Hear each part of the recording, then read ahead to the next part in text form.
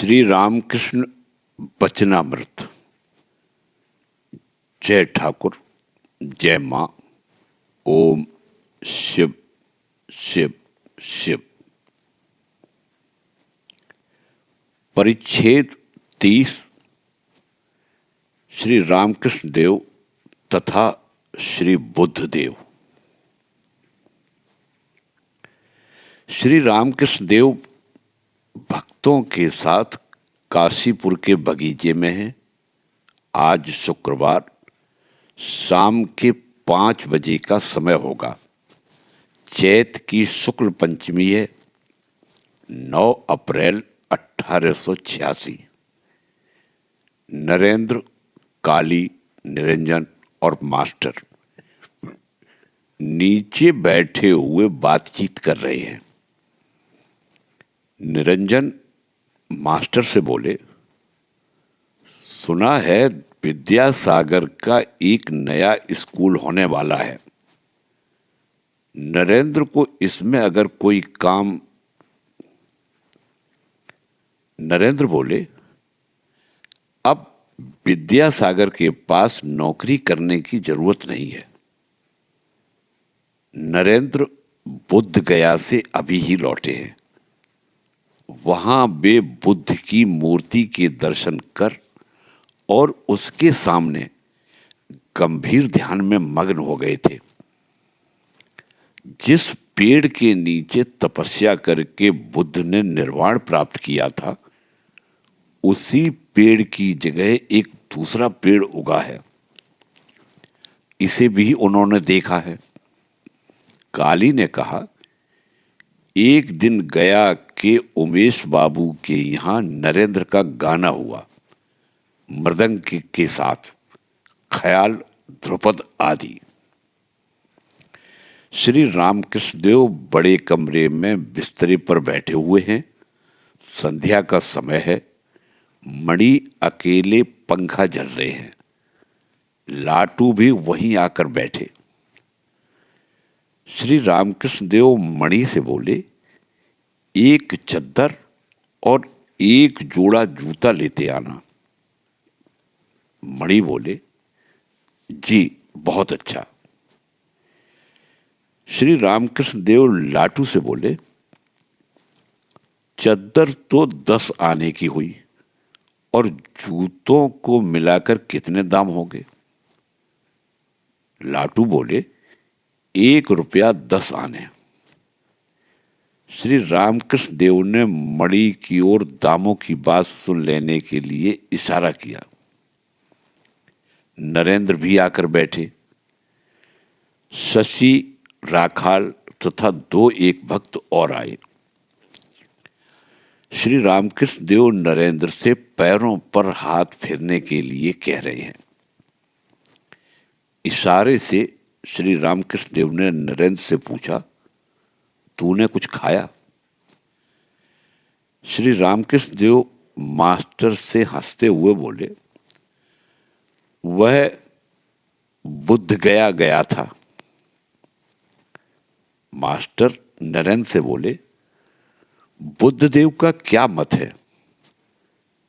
नरेंद्र बोले, तपस्या करके उन्होंने जो कुछ पाया था वह मुख से नहीं कह सके, इसीलिए सब लोग उन्हें नास्तिक कहते हैं।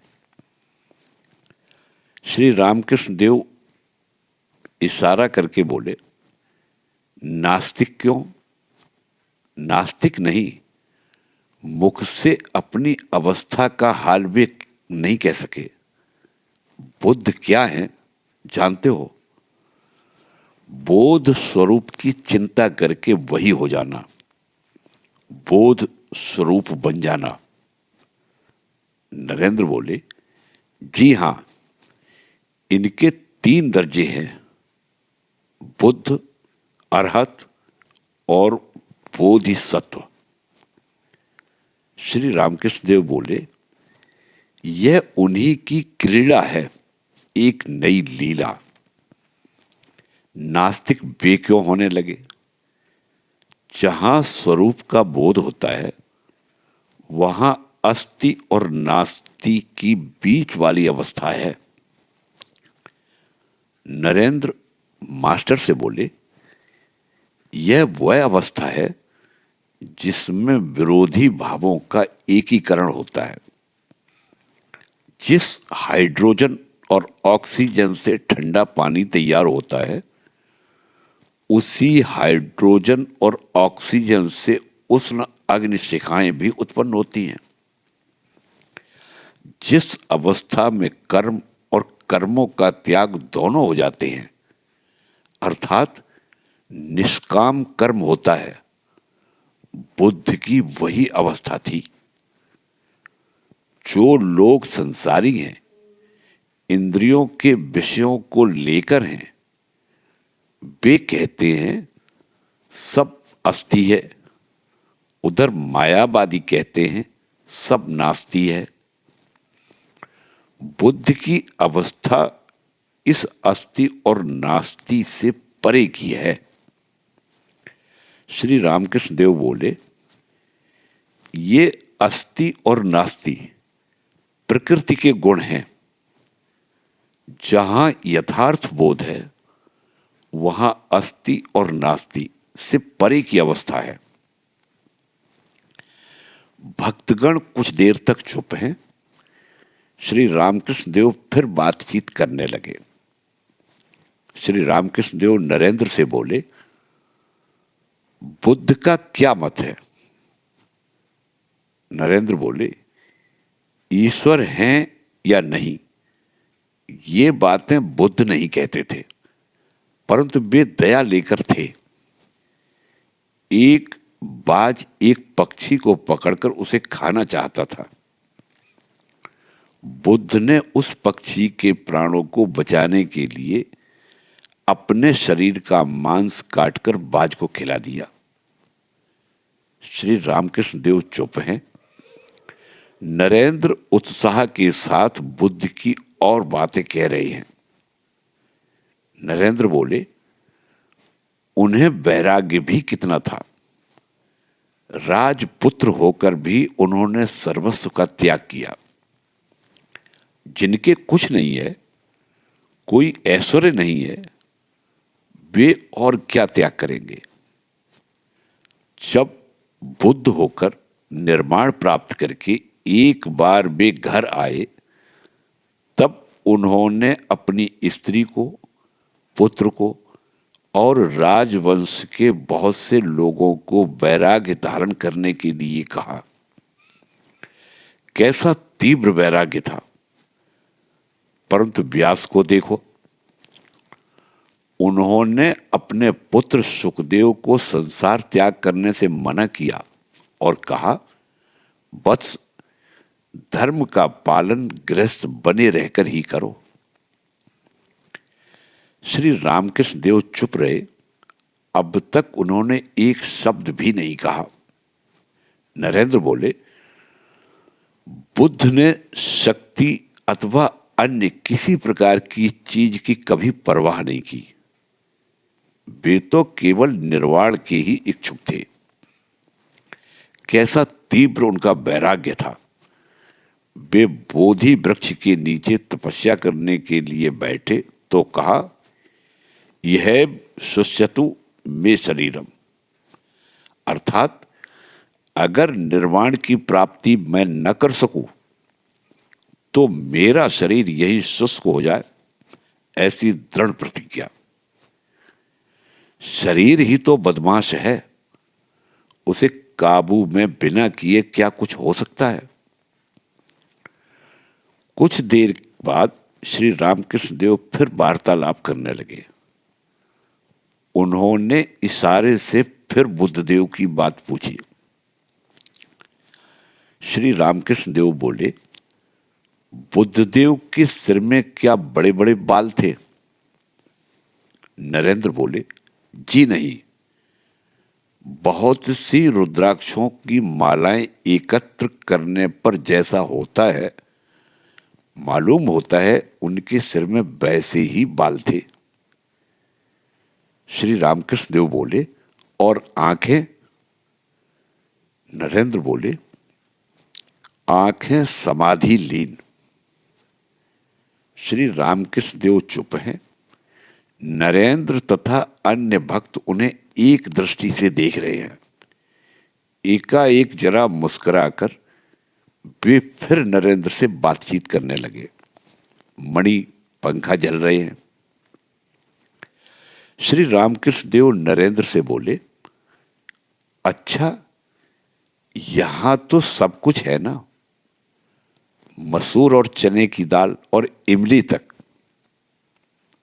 नरेंद्र बोले, उन सब अवस्थाओं का भोग करके आप कुछ नीचे की अवस्था में रहते हैं।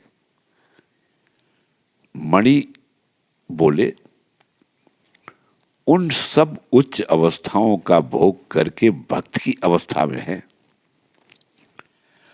श्री रामकृष्ण देव बोले, किसी ने मानो नीचे खींच रखा है। यह कहकर श्री रामकृष्ण देव ने मणि के हाथ से पंखा खींच लिया और कहने लगे, जैसे सामने यह पंखा देख रहा हूं, प्रत्यक्ष रूप से ठीक इसी तरह मैंने ईश्वर को प्रत्यक्ष देखा है और देखा है। यह कहकर श्री रामकृष्ण देव ने अपने हृदय पर हाथ रखा और इशारे से नरेंद्र से पूछा, बताओ भला मैंने क्या कहा। नरेंद्र बोले, मैं समझ गया। श्री रामकृष्ण देव बोले, कहो तो सही। नरेंद्र बोले, अच्छी तरह मैंने नहीं सुना। श्री रामकृष्ण देव फिर इंगित कर रहे हैं, मैंने देखा वे और हृदय में जो हैं दोनों एक ही व्यक्ति हैं। नरेंद्र बोले, हां हां, सोहम। श्री रामकृष्ण देव बोले, केवल एक रेखा मात्र है, भक्त का मैं है संभोग के लिए। नरेंद्र मास्टर से बोले, महापुरुष स्वयं पार होकर जीवों को पार करने के लिए रहते हैं, इसीलिए वे अहंकार और शरीर के सुख दुखों को लेकर रहते हैं। जैसे कुलीगिरी, मजदूरी हम लोग कुलीगिरी बाध्य होकर करते हैं, परंतु महापुरुष तो कुलीगिरी अपने शौक से करते हैं। श्री रामकृष्ण देव नरेंद्र आदि भक्तों से बोले, छत तो दिख पड़ती है, परंतु छत पर चढ़ना जरा कठिन काम है। नरेंद्र बोले, जी हां।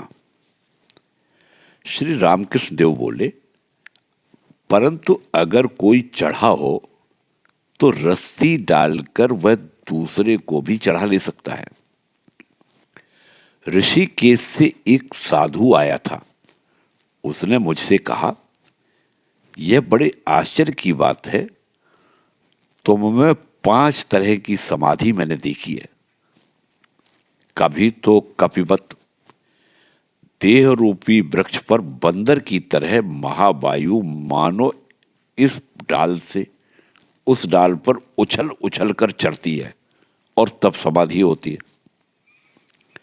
कभी मीनवत, अर्थात जिस प्रकार मछली पानी के भीतर फुर्ती से निकल जाती है और आनंद में विहार करती रहती है, उसी तरह वायु भी देह के भीतर चलती रहती है और समाधि होती है। कभी पक्षीवत, देह वृक्ष के भीतर महावायु पक्षी की तरह कभी इस डाल पर और कभी उस डाल पर फुदकते हुए चढ़ती है। कभी पिपीलिकावत, चींटी की तरह धीरे धीरे महावायु ऊपर चढ़ती रहती है। सहस्रार में चढ़ने पर समाधि होती है। और कभी त्रियकवत, अर्थात महावायु की गति सर्प की तरह वक्र होती है, फिर सहस्रार में पहुंचकर समाधि होती है। राखाल भक्तों से बोले, अब बातचीत रहने दीजिए, बहुत देर हो गई, उनकी बीमारी बढ़ जाएगी। जय ठाकुर, जय मां।